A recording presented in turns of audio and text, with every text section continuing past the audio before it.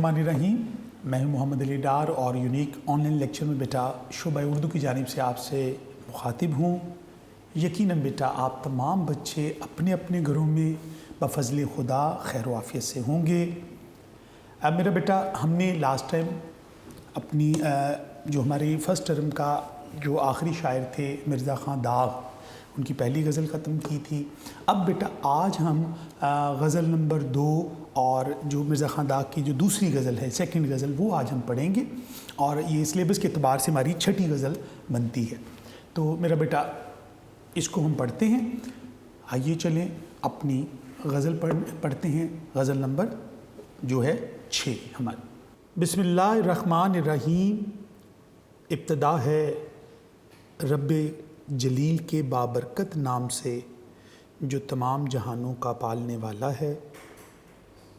Unique group of institutions Lahore के online lecture में आप तमाम बच्चों को बेटा खुशामदीद।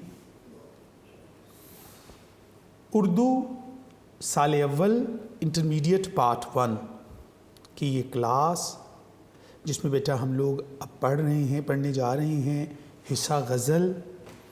और बेटा हिस्सा गज़ल में हम लोग पढ़ रहे थे मिर्ज़ा ख़ान दाग़ की शायरी। मिर्ज़ा ख़ान दाग़ की 2 गज़लें हमारे सिलेबस का बेटा हिस्सा हैं। पहली गज़ल हम पिछले लेक्चर्स में पढ़ चुके, शायर का इन डिटेल हमने तारुफ भी देखा। आज हम उनकी दूसरी गज़ल पढ़ने जा रहे हैं। मिर्ज़ा ख़ान दाग़ जो हैं दबिस्तान दिल्ली के नुमाइंदा शायर हैं। आपका जो दीवान है, आपकी जो कुलियात हैं, उर्दू अदब का एक कीमती सरमाया है। आपकी मैंने ज़िंदगी के बारे में आपको पहले भी पिछले लेक्चर्स में भी आपसे शेयर किया कि आपके वालिद को एक अंग्रेज़ के कत्ल के जुर्म में फांसी की सज़ा हुई और उसके बाद आप जो है आप उस वक्त छोटे थे। आपकी वालदा का निकाह जो शादी है बादशाह ज़फ़र के बेटे से हुई और फिर इस तरह आप वालदा के साथ जो है शाही किले में, शाही महल में मुंतकिल हो गए और आपकी परवरिश उसी माहौल में हुई। और उसी शहाना माहौल में जब आपकी परवरिश हुई तो उसका असरात आपके मिजाज में हैं, आपकी शायरी में हैं। रंगीनी और आनाई आपके मौज़ूआत हैं। अलबत्ता गम दौना और गम जाना और मामलात मोहब्बत के आप एक खूबसूरत तर्जुमान शायर हैं। आपके कलाम में रोज़मर्रा का इस्तेमाल, ज़ुबान में सादगी, खूबसूरती, बेतकल्लफ़ी और ज़ुबान के अंदर बहुत निखार और सादा ज़ुबान में आप अपना जो मौक़िफ़ है वो बयान करने पर एक मुकम्मल दस्तरस रखते हैं। उस्ताद इब्राहीम ज़ौक़ के आप शागिर्द थे, जिससे आपने फ़ैज़ हासिल किया, इस्लाह ली शायरी में।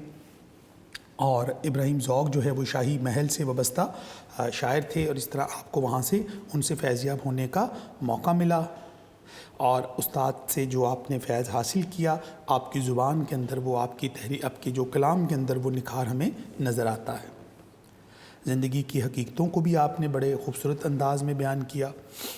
तो अब हम उनकी जो आज बेटा पढ़ रहे हैं मिर्ज़ा ख़ान दाग़ की, जो इनका इरा है 1831 से लेकर 1905 यानी 1905 तक का ये दौर है, यह अंग्रेज़ दौर का ज़माना है। ये वो दूसरी गज़ल है बेटा जो आपके सिलेबस का हिस्सा है। ये हमारी आखिरी जो है गज़ल है। आज हम इस गज़ल का बेटा आगाज़ करते हैं अपनी दूसरी गज़ल मिर्ज़ा ख़ान दाग़ देहलवी की गज़ल जो है, इसको पढ़ते हैं। आइए पहला शेर हम देखते हैं। शेर नंबर 1। खातिर से या लिहाज से मैं मान तो गया। खातिर होता है किसी के लिए, लिहाज अदब करते हुए, एहतराम करते हुए, लिहाज रखते हुए जैसे कहते हैं। मान तो गया, मान लेना, तस्लीम कर लिया। झूठी कसम से आपका ईमान तो गया। झूठी कसम खाने से क्या हुआ, आपका ईमान तो गया। यानी शायर किससे मुखातिब है, महबूब से मुखातिब है। शेर का मफ़हूम देखते हैं जी कि मैंने तो आपका दिल रखने की खातिर आपकी बात मान ली। कौन सी बात मान ली? आपकी जितनी भी आपने अहद व पैमान किए, जो कस्में खाई प्यार मोहब्बत की, لیکن جھوٹی قسم سے آپ کا ایمان تو چلا گیا، یعنی آپ نے جو قسمیں کھائی تھیں وہ جھوٹی تھیں، جس سے خرابی کس میں آئی؟ آپ کے ایمان میں آئی، کیونکہ جھوٹ بولنا جو ہے وہ ایک گناہ کے زمرے میں آتا ہے۔ داغ دہلوی نے اس شعر میں بات یہ کی ہے کہ اے محبوب، میں یہ جانتا ہوں کہ آپ نے جو مجھ سے وعدے، جو قسمیں، جو پیار محبت نبھانے کی، جینے مرنے کی ساتھ جو عہد و پیمان کیے ہیں وہ سچے نہیں ہیں۔ یعنی شاعر کا جو محبوب ہے، اردو شاعری میں جب ہم بات کرتے ہیں مرزا خان داغ کی، تو وہ محبوب کی جو وعدہ خلافیاں، اس کی کج ادائیاں، اس کی بے رخیوں کا ذکر بہت کثرت سے ملتا ہے ان کے کلام میں۔ تو یہاں پر بھی محبوب کی جھوٹ بولنے کی بات کی جا رہی ہے کہ شاعر کہتا ہے کہ اے محبوب، کہ تمہاری جھوٹی قسموں کا مجھے اندازہ تھا، لیکن آداب عشق کا یہ تقاضا ہے کہ محبوب کی ہر بات کو دل کی گہرائیوں سے تسلیم کیا جائے، محبوب کی کسی بات کو رد نہ کیا جائے، محبوب کی دل آزاری نہ کی جائے۔ تو لہٰذا شاعر یہاں محبوب کو اس چیز کا احساس دلا رہے ہیں، جتا رہے ہیں اس کو کہ اے محبوب، تم جو مجھ سے باتیں کرتے تھے، مجھ سے عہد و پیمان کرتے تھے، وہ وقت نے ثابت کیا ایک ایک کر کے وہ سارے جھوٹ تھے۔ اس وقت جب آپ مجھ سے جب عہد و پیمان کر رہے تھے، اس وقت بھی میرے دل میں یہ خیال پیدا ہوتا تھا کہ آپ جو کہہ رہے ہیں آپ اس کو نبھائیں گے نہیں، لیکن عشق کا تقاضا یہ تھا کہ محبوب کی ہر بات کے آگے سر تسلیم خم کر دیا جائے۔ لہٰذا اے محبوب، میں نے آپ کا لحاظ رکھا، آپ کا ادب کیا، آپ کا احترام کیا کہ آپ کی جھوٹی باتوں کو بھی کیا سمجھ لیا؟ سچ مان لیا، اور اس سچ میں شک نہیں کیا، یعنی اس بات کو منوان تسلیم کر لیا کہ جو محبوب مجھ سے کہہ رہا ہے وہ سچ ہے، وہ جو کہہ رہا ہے مجھے اس پہ یقین کرنا ہے۔ تو لہٰذا شاعر سے محبوب کو شکوہ کیا ہے کہ محبوب، تم نے جو قسمیں مجھ سے کھائی تھیں آج تک وہ قسمیں پوری نہیں ہوئیں، تو اس سے نقصان کس کا ہوا؟ میرا نقصان نہیں ہوا، میرا کوئی حرج نہیں ہوا، کیونکہ میں نے آداب عشق کا پورا لحاظ اور احترام رکھا، اور محبوب کی ذات کو، تمہاری بات کو تمہارے سامنے کبھی یہ نہیں کہا کہ اے محبوب آپ جھوٹ بول رہے ہو، بلکہ آپ نے جو کہا میں نے اس کو سچ مان لیا۔ عاشق کو محبوب کی ان جھوٹی قسموں کا بخوبی علم ہوتا ہے، لیکن پھر بھی وہ محبوب کی باتوں پر یقین کر لیتا ہے۔ اس کی وجہ یہ ہوتی ہے کہ محبوب جس ادا سے بات کرتا ہے، جس انداز سے بات کرتا ہے، شاعر کا دل اس کی محبت میں گرفتار ہونے کے باعث نرم پڑ جاتا ہے۔ اور دوسرا، محبوب کی بات کرنے کا جو ڈھب ہوتا ہے اس پر اعتبار کرنا ہی پڑتا ہے۔ وہ جھوٹ بولتا تھا بڑے سلیقے سے، وہ جھوٹ بولتا تھا بڑے سلیقے سے، میں اعتبار نہ کرتا تو اور کیا کرتا۔ تو لہٰذا محبوب جو عہد و پیمان باندھتا ہے وہ سچ ثابت نہیں ہوتے۔ تو داغ یہاں اس بات کا اظہار کر رہے ہیں شعر میں بیٹا کہ جھوٹی قسمیں کھانے سے میں نے تم پر یقین کیا، میرے عشق پر کوئی حرف نہیں آتا، اور نہ ہی کبھی میری ذات پر انگلی اٹھ سکتی ہے کہ میں نے محبوب کی بات کو تسلیم نہیں کیا۔ میں نے ہمیشہ آپ کی بات کا لحاظ رکھا، آپ کا احترام کیا، آپ کے جھوٹ کو بھی سچ سمجھ کے سینے سے لگایا۔ لیکن حقیقت کیا نکلی؟ حقیقت یہ نکلی کہ وقت گزرنے کے ساتھ ساتھ آپ کے سارے عہد و پیمان، آپ کے سارے دعوے، اے محبوب آپ کی ساری باتیں ایک ایک کر کے جھوٹی نکلیں۔ تو محبوب تم یہ سمجھتے ہو کہ تم نے میرا نقصان کیا ہے، حقیقت میں اس میں آپ ہی کا نقصان ہے، کیونکہ آپ نے جھوٹ بول کر کیا کیا ہے؟ اپنے ایمان میں خرابی پیدا کر لی ہے، اپنے ایمان کو داغدار کر لیا ہے۔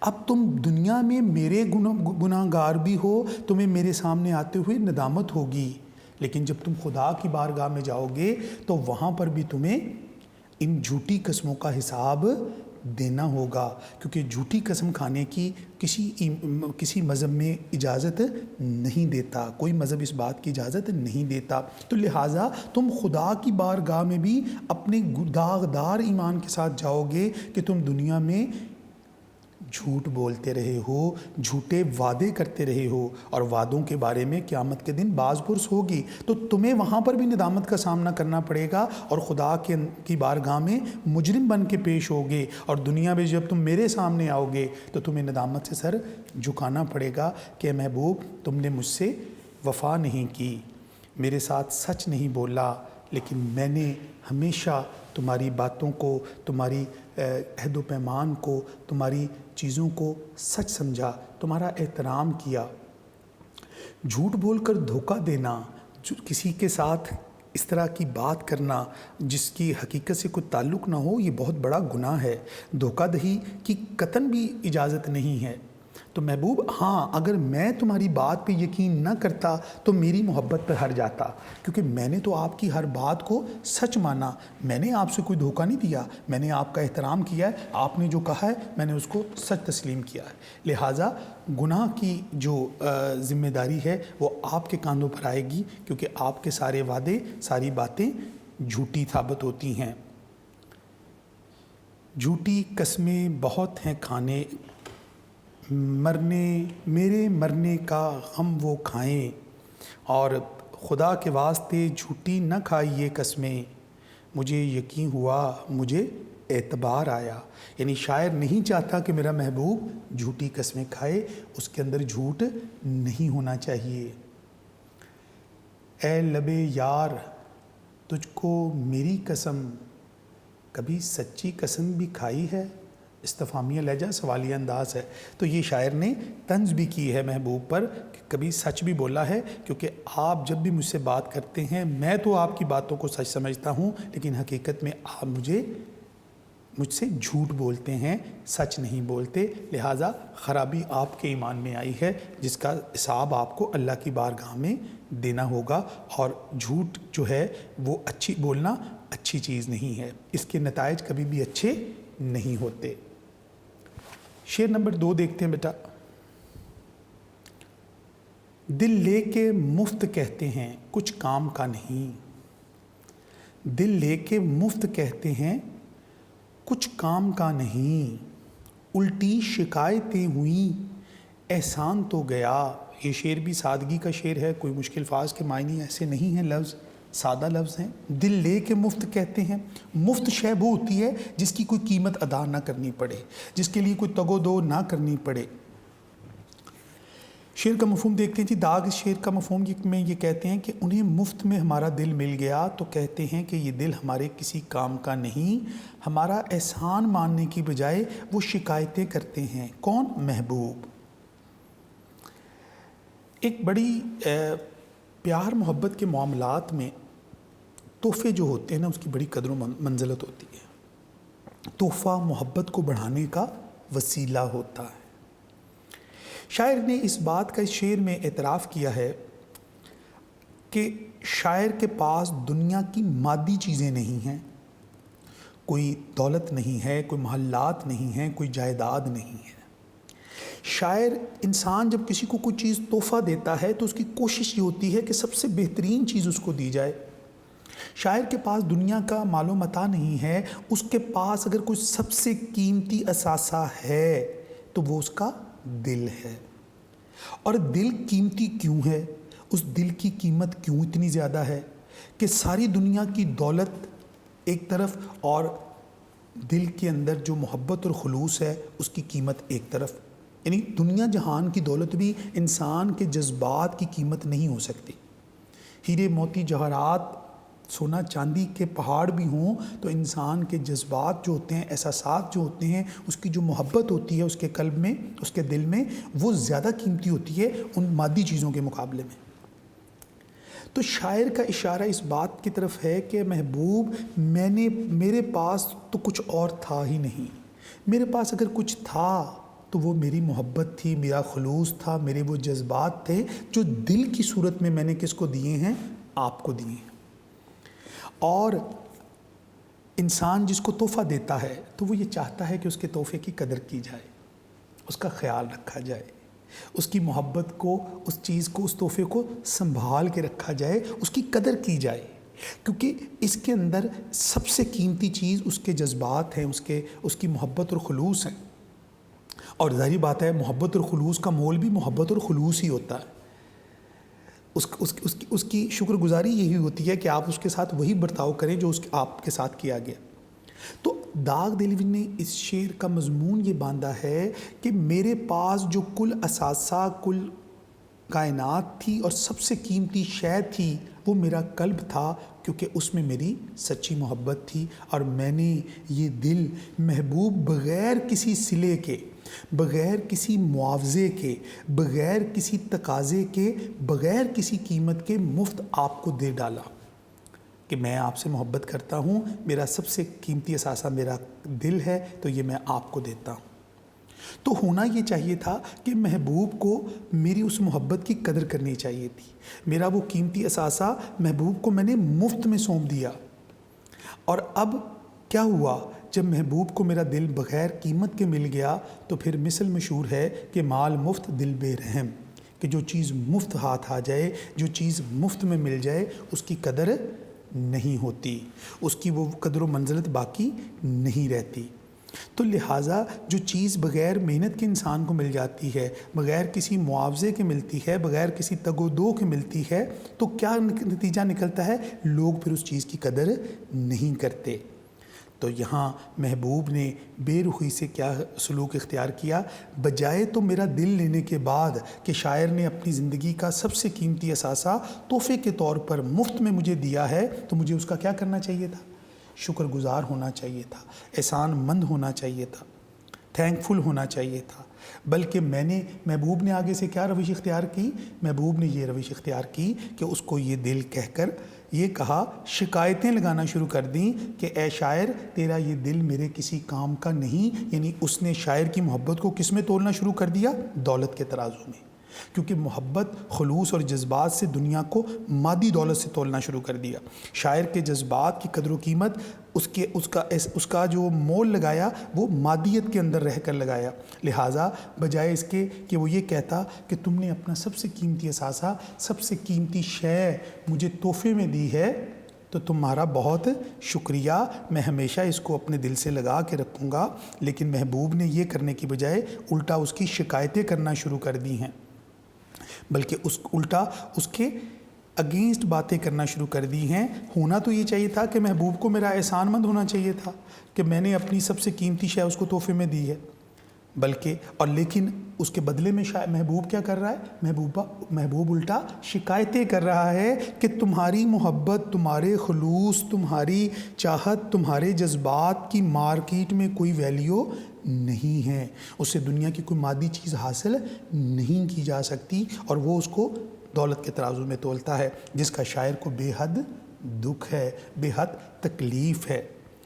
کیونکہ اس کے جذبات اور احساسات کی قدر کرنے کی بجائے اس محبوب نے سنگ دلی کا مظاہرہ کیا ہے، بے رخی کا مظاہرہ کیا ہے، جو کہ مناسب رویہ نہیں ہے. اس عمل سے شاعر کو بہت تکلیف پہنچی ہے، بہت ٹھیس پہنچی ہے، کیونکہ شاعر نے اس محبت کے بدلے میں، اس دل کے بدلے میں محبوب سے کچھ نہیں مانگا، اس سے کوئی مادی فائدہ حاصل کرنے کی کوشش نہیں کی، اس سے کوئی صلہ نہیں مانگا. صرف ایک چیز مانگی تھی کہ میرا محبوب جو ہے میری محبت کو سمجھے، وہ یہ سمجھے کہ میں نے اس کے لیے کچھ کیا ہے زندگی میں. یعنی اس چیز کو احسان بنانا چاہتا تھا کہ اس کے اوپر میری محبت کا احسان ہوگا، لیکن محبوب نے اس احسان کو قبول کرنے سے انکار کر دیا. دل دیتے ہیں لو مفت ہی کیا یاد کرو گے، احسان جو مانو گے تو آئے گی وفا یاد. دیا مفت دل داغ نے اس پری کو، نہیں کوئی ناداں انسان سے بڑھ کر. تو یہ ساری وہ معاملات ہیں شاعر کے کہ اس نے محبوب کے دل کی اس طرح سے قدر نہیں کی جس طرح اس کو اس کی قدر کرنی چاہیے تھی. اور شاعر کی خلوص کو اس نے ناقدری کے ساتھ تولا ہے. حسن سلوک کا بدلہ حسن سلوک کے سوا اور کچھ نہیں، یعنی اللہ تعالیٰ کا یہ فرمان ہے کہ حسن سلوک جو ہے نا وہ اس کا بدلہ حسن سلوک ہوتا ہے۔ یعنی اگر شاعر نے اچھا سلوک کیا ہے تو اس کو محبوب کو بھی کیا کرنا چاہیے؟ شاعر سے اچھا سلوک کرنا چاہیے۔ اس کا مطلب یہ بنا کہ شاعر یہ چاہتا ہے کہ محبوب میرے دل کی، میری محبت کی قدر کرے اور میری محبت کا جواب محبت میں دے۔ بے تنائی، سنگ دلی اور بے رخی برتنا جو ہے یہ محبوب کو زیب نہیں دیتا، کیونکہ میری محبت کا جو شکر گزاری ہے وہ محبت ہی کے صلے میں واپس آ سکتی ہے۔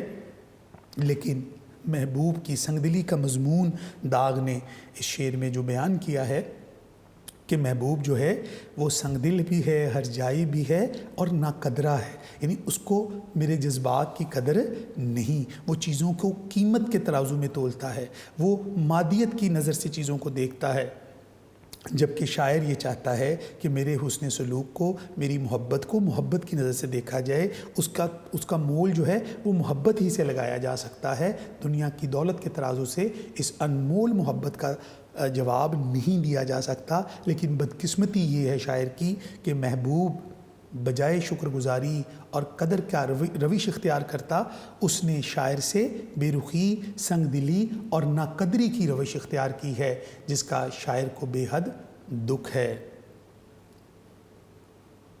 دل لے گیا پر ایک نہ کی اس طرف نگاہ، ایسا تو دل بروں میں کوئی مفت بر نہیں، دعویٰ مہر و وفا پر وہ برا مان گئے، الٹے بدنام ہوئے احسان کے احسان گئے۔ تو یہ وہ سارے احسانات تھے جو شاعر نے محبوب پر کرتا تھا، لیکن محبوب جو ہے اس کے احسان کا بدلہ یا احسان کو تسلیم کرنے کے لیے آمادہ ہوتا ہوا دکھائی نہیں دیا۔ تو داغ نے اس شعر میں محبوب کے اس رویے کے اوپر طنز بھی کی ہے، محبوب کی روش کو بدلنے کی بھی کوشش کی ہے اور احساس بھی دلوانے کی کوشش کی ہے کہ شاعر کے جذبات کو سمجھے اور اس کے جذبات کی قدر کرے۔ شعر نمبر بیٹا اب 3 دیکھتے ہیں۔ شعر نمبر 3 ہے جی کہ ڈرتا ہوں دیکھ کر دل بے آرزو کو میں، ڈرتا ہوں دیکھ کر دل بے آرزو کو میں، سنسان گھر یہ کیوں نہ ہو مہمان تو گیا، ڈرتا ہوں خوف آتا ہے مجھے دیکھ کر دل بے آرزو، ایسا دل جس میں آرزو یعنی خواہش نہ ہو، خواہشوں سے خالی دل کو دیکھ کر شاعر کہتا ہے میں ڈرتا ہوں، خوف زدہ ہوں۔ دوسرے مصرے میں مثال ہے، سنسان گھر یہ کیوں نہ ہو مہمان تو گیا، سنسان ہونا، ویران ہونا، خاموشی چھا جانا۔ مہمان کیا ہوتا ہے بیٹا؟ مہمان وہ ہوتا ہے جو مقیم نہیں ہوتا، یعنی مہمان وہ ہوتا ہے جو کچھ دیر کے لیے آپ کے پاس آتا ہے، قیام کرتا ہے اور پھر واپس چلا جاتا ہے، اسے مہمان کہتے ہیں۔ تو شاعر نے مرزا خان داغ دہلوی نے اس شعر میں جو ہے اس کے اندر ایک بڑی خوبصورت مضمون اور بڑی خوبصورت مثال یہاں دی ہے، ایک بڑی فلسفیانہ مثال یہاں پیش کی ہے۔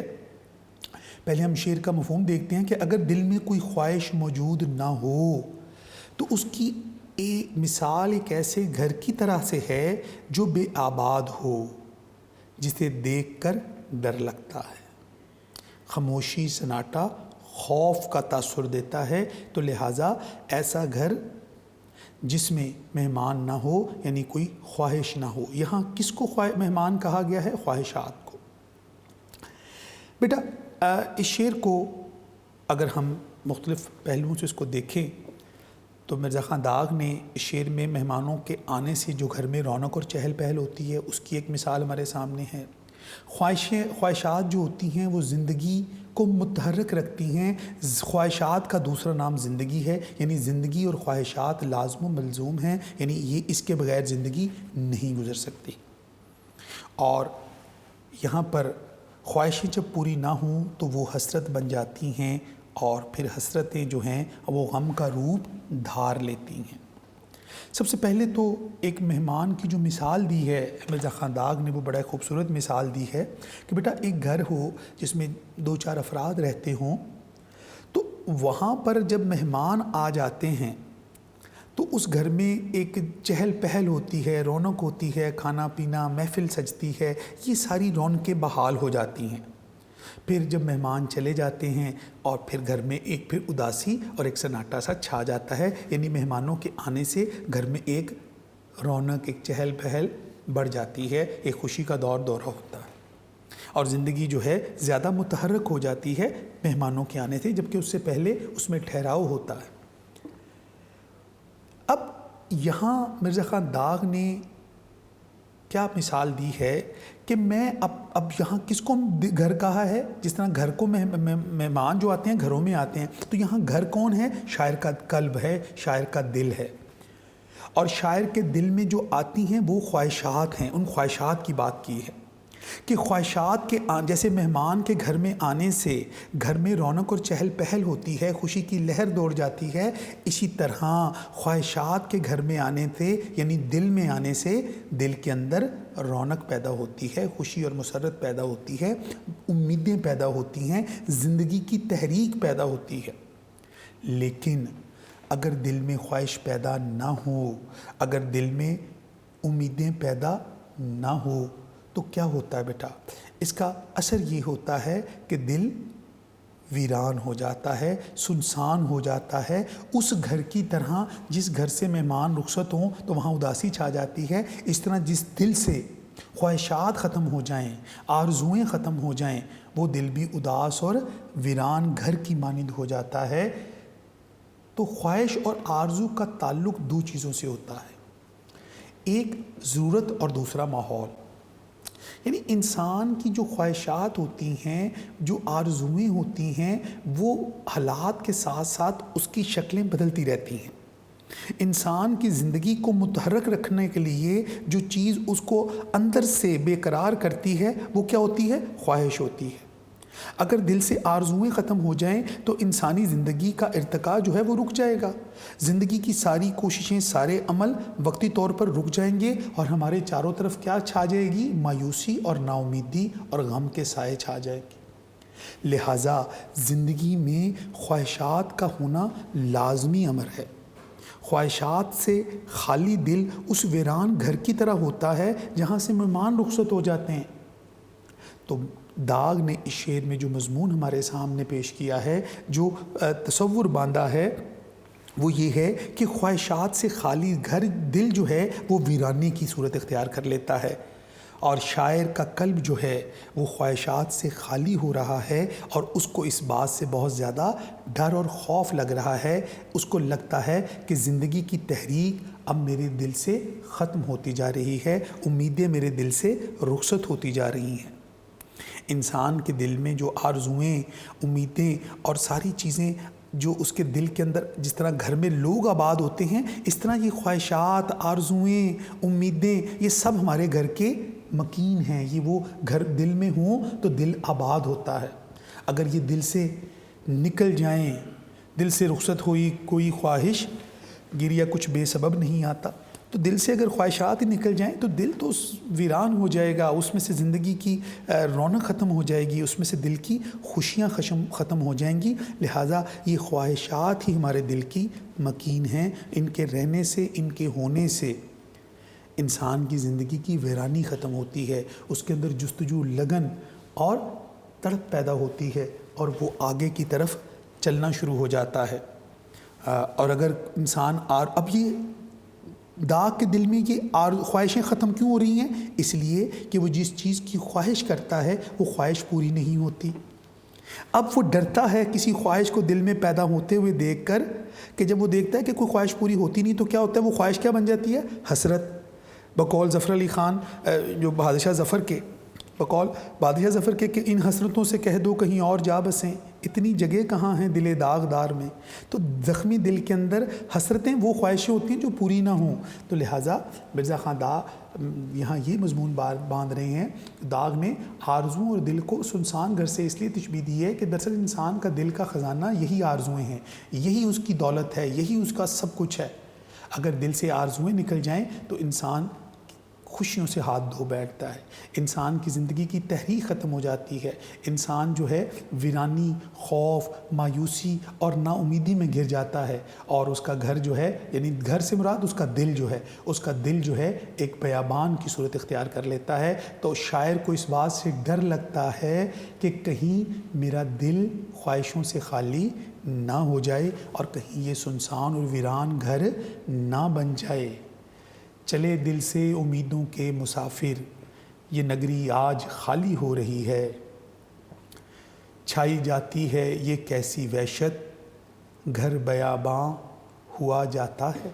تو گویا شاعر نے اپنے دل کو آرزوؤں کا گھر قرار دیا ہے، اور اگر آرزوئیں دل میں نہ ہوں تو گھر ویرانہ، سناٹا، خاموشی اور مایوسی کے اندر چلا جاتا ہے، اور یہ زندگی کے عمل کو روکنے کی طرف اشارہ ہے۔ تو شاعر نہیں یہ چاہتا کہ یہ کیفیت اس پر طاری ہو، لہٰذا جب وہ اپنے دل کو دیکھتا ہے جس میں سے خواہشیں کم ہوتی جا رہی ہیں، دل بے آرزو کا مطلب یہ ہوتا ہے خواہشات سے خالی دل، ایسا دل جس میں سے خواہشات ختم ہو رہی ہوں، اور خواہشات ختم ہونے کی ریزن وہی حسرتیں ہیں جو پوری نہیں ہوتی۔ تو لہٰذا شاعر کو یہ ڈر لگتا ہے کہ اس کا قلب جو ہے کہیں ان حسرتوں کی وجہ سے خواہشات سے خالی نہ ہو جائے، اور وہ چاہتا ہے کہ اس کا دل جو ہے وہ خواہشات سے آباد ہو، لیکن شرط یہ ہے کہ وہ خواہشیں پوری بھی ہوں، وہ خواہشیں کہیں حسرت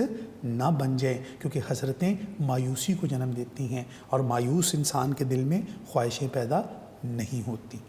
ڈیئر اسٹوڈنٹس، آج کی کلاس میں بیٹا ہم نے مرزا خان داغ کی دوسری غزل کے چند اشعار پڑھے، پہلے 3 اشعار ہم نے ڈسکس کیے۔ یہ ہماری دوسری غزل ہے، اس کا یہ پہلا لیکچر تھا، اس کے باقی اشعار ہم انشاءاللہ اگلے لیکچر میں یہ غزل ہم مکمل کریں گے۔ میرے بیٹا یہ جو اشعار آج ہم نے ڈسکس کیے ہیں، اس کے مختلف پہلوؤں سے شاعر کا موقف آپ سے شیئر کیا ہے، میرا بیٹا اب اس کو تیار کیجئے۔ آپ یقیناً نوٹس بھی آپ کے پاس ہیں، لیکچر بھی آپ نے سنا، اس کی تیاری کیجئے، اس کے ڈیفرنٹ پہلوؤں سے اس کی وضاحت کیجئے، حوالہ جات آپ تیار کیجئے۔ تو میرا بیٹا اس طرح آپ اپنی جو غزلیات ہیں اس پہ دسترس حاصل کر سکیں گے، لیکن وہی ہمیشہ میں کہتا ہوں کہ بیٹا لکھیے، لکھ کے یاد کیجئے۔